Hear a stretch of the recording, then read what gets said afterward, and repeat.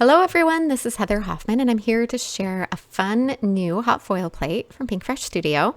This is the double-sided hot foil plate. It's called Swiss Dots, and as you can see there's one side that has some dots that are closer together and one side where they're spaced out a little more. This is a double-sided plate, so you've got everything on both sides. So we're going to start with that side with the finer, close together dots. I've already heated my hot foil machine, my Spellbinders Glimmer, and I've preheated the die on there. My timer went off, so I went ahead and popped that loose from my machine. I've added my foil pretty side down onto the die, and then my cardstock over the top. And let's take a peek now that that's run through my machine. And there we have that beautiful background, and there's that reverse piece. We're also going to foil that today using the solid hot foil plate. And I'm going to grab my magnetic tool here real quick, and we're just going to flip this over. The great thing is now that this plate's already hot, it's not going to take as long to preheat for the next one. And once I ran my timer through real quick there when my machine was ready, I'm going to just repeat that same process of adding my foil, my cardstock, running it through my machine. When I'm hot foiling with a hot foil plate, I prefer just to run it through my machine once. I don't reverse and run it through because I feel like I get more haloing or over foiling that way. And there we go, another perfectly foiled image. And again, I'm going to save that reverse foil, and we're going to use that with the solid hot foil plate that you now see sitting on the machine there. So I'm going to grab that leftover foil from the last one. I'm going to set it, again, pretty side down on that solid hot foil plate, and then put my cardstock over the top, and then my two plates. And then I also have a cardstock shim, just 100-pound cardstock in the middle for a little bit of additional pressure with that solid hot foil plate. And when I'm using that, I also like to run it through my machine forwards and backwards just to give it a little more pressure, a little more time for it to be in contact with that heat. I've just found I get better results when I do that. So let's put that back on so it can preheat to do the other one. And then let's peel off. And there is that beautiful reverse foiled image. Don't you just love that result? And let's put the two of those side by side so you can see the original and the reverse, and you get two very different looks. And you're not wasting all of that beautiful foil that would just be left over and go in the trash otherwise. All right, let's go ahead and do the same thing with the other side of, with the leftover from the other side of that double-sided foil plate. And once again, everything's preheated. I'm just going to run it through my die cut machine one more time. That's my Spellbinders die cut machine that works perfectly with the Glimmer hot foil machine. And there it goes forward, and we're going to pull it back and then pop that out, and then we'll set, get that pulled off, and then I'm just going to set aside my hot foil machine to dry, or not to dry, to cool off my hot foil machine. And there's the original and the reverse of that as well, so you can see those two side by side. All right, I'm going to grab the nested rectangles dies. I love that largest size because it's perfectly sized for an A2 card. I could trim this down with a paper trimmer. I just found it's a little easier to use this rectangle die because I can center it and get all of that hot foiling perfectly in the middle of that A2 card size. So to me, it's just kind of a quick step saver. So there's that die cut, and you have a perfect A2 panel for your card front.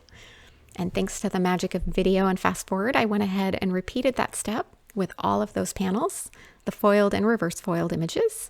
And now we have all of those sitting there, and let's go ahead and combine them together to create our cards.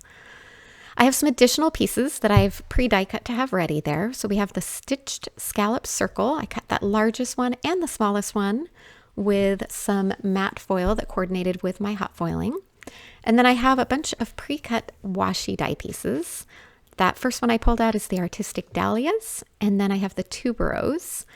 And those are both our wide washi that comes with the coordinating dies. So I rolled those out, put them on cardstock, and pre-die cut to have lots of those to work with. And then we have the foiled Sentiments 5 that I'm going to use. And I've separated out all the gold options of that because since I have gold foiling and gold die cut frames, I'm just going to stick with one of those options for Sentiments. I haven't picked which one yet, so I got them all out so we could look at them all and decide which one we want to use. All right, I'm going to stack together because I want to just do some angled cutting to be able to combine these together on my cards. So I'm making sure I've lined them up just perfectly there. Make sure they're connected together and they're perfectly square. And then I just kind of picked a random angle. I'm going to cut through both of those at the same time. A little bit scary, but Now I can separate those out and use one of the reverse and one of the original. I'll set the others aside and I can repeat and create another card later, mixing and matching those same pieces and just reversing it. So there's that combined together. Gonna do something similar with this one. I'm just changing the direction and the angle ever so slightly, making it a little bit of a deeper cut. Again, no rhyme or reason or anything specific. I just kind of eyeballed it until I felt like I was happy with how it was, and I just wanted to have a little bit of difference and variation in those as I created them. All right, so there is the second one. So you can see that one of them I put the reverse at the bottom and one at the top. These are A2 panels, so you could easily rotate them around and change that if you wanted. All right, and then I have those scallops, and I decided I'm gonna split that instead of just putting it in the middle. It's fun to kind of think out of the box with your die cut pieces. So I'm gonna cut that large circle in half. Now, just to make note, those are two separate pieces, but they kind of hold together somewhat, especially if you put adhesive on the back. So you can separate and use one or the other, or color block them, or pop one up on foam and leave one down, but I'm just leaving them connected for this card. But I'm gonna cut them in half and put one at the top and bottom, kind of to frame the card. And then the smaller one, I'm just gonna center over the top, kind of where that dividing line is between the pieces. All right, we're gonna skip forward a little bit here. I have now adhered my base pieces onto my A2 card bases. And then those scallop circle frames, I went ahead and popped those up with foam and put them on the backgrounds. So now we're just arranging all of those fun washi pieces around on the front of the card. I love how quickly these are gonna come together with that. So I'm kind of choosing them based on that. For this, the card on the left there, you notice I'm choosing the sentiment. I picked that before I started arranging my florals because I was trying to decide how I wanted them all to fit in there. And once I got that sentiment in there, it was pretty easy to kind of decide, yeah, I kind of want those florals to come in from the side and kind of at a fun little bit of an angle. That first card, I went ahead and arranged my florals, and then in a few minutes here, I'll pick the sentiment to go on there, and I base that more on how the florals fit around that frame instead of the other way around. But I'm just gonna kind of wiggle. I like to lay them out, kind of pick what colors I like, pick which ones I prefer, mix and match them until I'm kind of happy with the arrangement. And then after we've done that, then I can go ahead and adhere those down.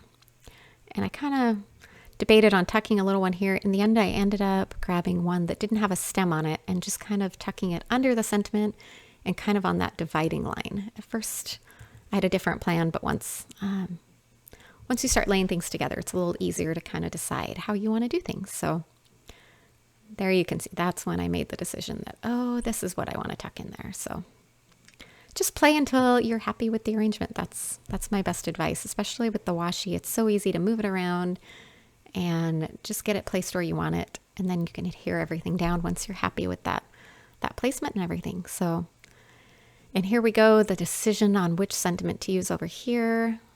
I played with a couple of larger ones and I liked those, but at the end, I ended up liking that little bit smaller that kind of fit a little off center on the side. All right, we skipped ahead. I used some liquid glue to adhere all those down. You can see I tucked a little more under that one on the right, and those cards are finished. Lots of shine and lots of fun with that new double-sided hot foil plate called Swiss Dots. Thanks so much for coming by today. Have a wonderful day.